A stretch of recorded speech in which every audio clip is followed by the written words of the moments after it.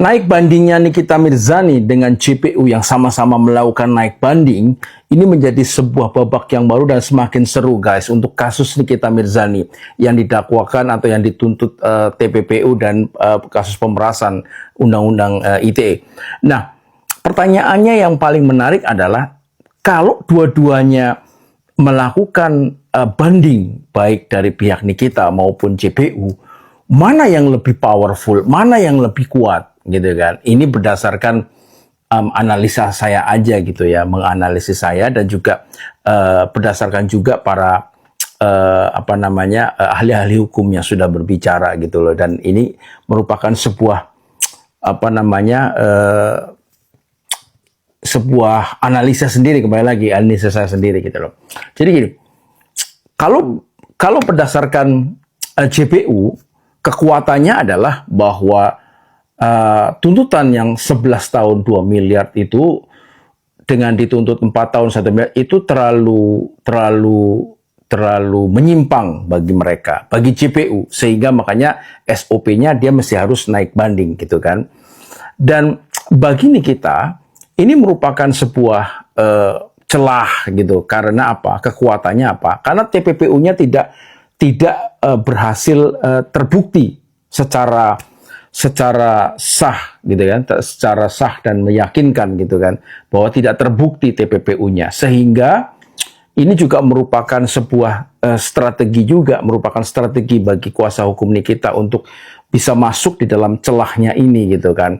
Dan tentunya dengan kesempatan ini, dengan naik bandingnya Nikita, tentunya ada sebuah celah baru gitu ya kan. Dengan celah barunya itu adalah kemungkinan besar kalau pihak Nikita bisa membuktikan adanya kesalahan daripada prosedural daripada hakim pada waktu memutuskan, itu bisa jadi gitu Nikita itu bisa dibebaskan kan, bisa aja dibebaskan. Tetapi berdasarkan hitung-hitungannya, kemungkinan besar nih, kemungkinan itu untuk bebas secara free itu kayaknya akan probabilitasnya atau kemungkinannya kecil. Tetapi kalau diturunkan, kemungkinannya besar. Tergantung daripada strategi daripada kuasa hukumnya nanti. Dan ada celah di situ.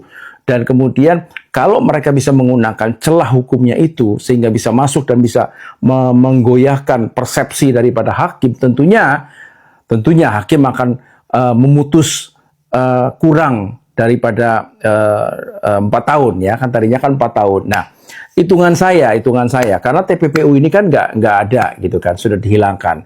Kemudian pemerasannya juga kasus penyelesaiannya walaupun yang pertama sidang diketokan dia bersalah, tapi kan secara logika hukum Nikita Mirzani tidak melakukan pemerasan sama sekali gitu loh. Jadi saya pikir analisa saya, mungkin Nikita Mirzani itu tetap akan diturunkan dari 4 tahun menjadi 1 tahun setengah. Ya, tetap pada pendirian saya. 1 tahun setengah. Dan kemudian, karena dia sudah menjalani kurang lebih 8 bulan, sisanya kemungkinan besar hakim akan memutus Nikita Mirzani mungkin akan menjadi dihukum sebagai kerja sosial. Kemungkinan besar. Kerja sosial. Jadi Nikita Mirzani bisa bebas, bisa keluar dari rumah, mungkin tahanan rumah selama sisa hidupnya dan melakukan pekerjaan sosial.